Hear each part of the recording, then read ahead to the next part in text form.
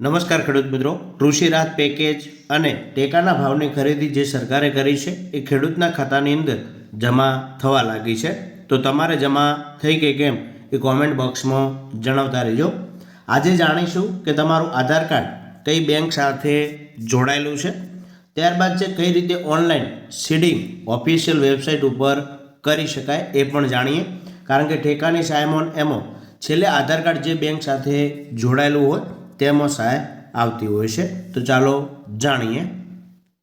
તમારે ગૂગલ સર્ચમાં જઈ અને NPCI સર્ચ કરવાનું છે કે જે ઓફિશિયલ વેબસાઇટ છે ગવર્મેન્ટની, તેના ઉપર આપણે ક્લિક કરીએ. તેના ઉપર ક્લિક કરીશું એટલે અહીં 3 ટપકા આવે છે, તેના ઉપર આપણે ક્લિક કરીએ.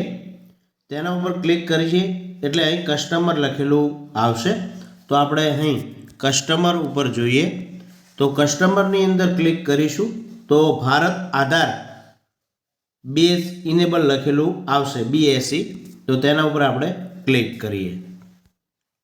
જેવું તેના ઉપર ક્લિક કરીશું તો અહીં અલગ અલગ ઓપ્શન આવશે. તો આધાર મેપેડ સ્ટેટસ, ત્યારબાદ છે આધાર મેપિંગ હિસ્ટ્રી.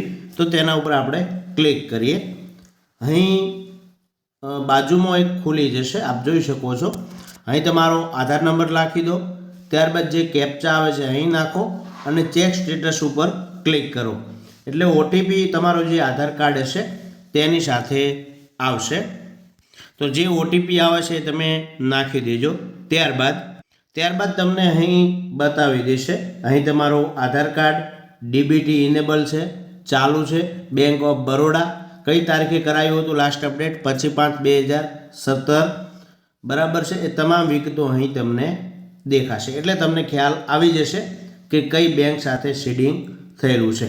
હવે તમારે જાતે કરવું હોય તો કઈ રીતે, તો અહીં બીજો ઓપ્શન આવે છે આધાર સીડિંગ કરવું હોય અથવા કાઢવું હોય, કોઈ બીજી બેંક સાથે જોડવું હોય તો ત્યારબાદ અહીં ઓપ્શન આવશે. બેંક તમારે સિલેક્ટ કરી દેવાની છે, ત્યારબાદ એ નંબર અહીં લખી દેવાનો છે. આધાર કાર્ડ નંબર લખી સીડિંગ ઉપર ક્લિક કરવાનું છે. ત્યારબાદ 3 ઓપ્શન આવશે. જો નવું બેંક હજુ સુધી ના કર્યું હોય આધાર કાર્ડ સીડિંગ તો અહીંથી થશે.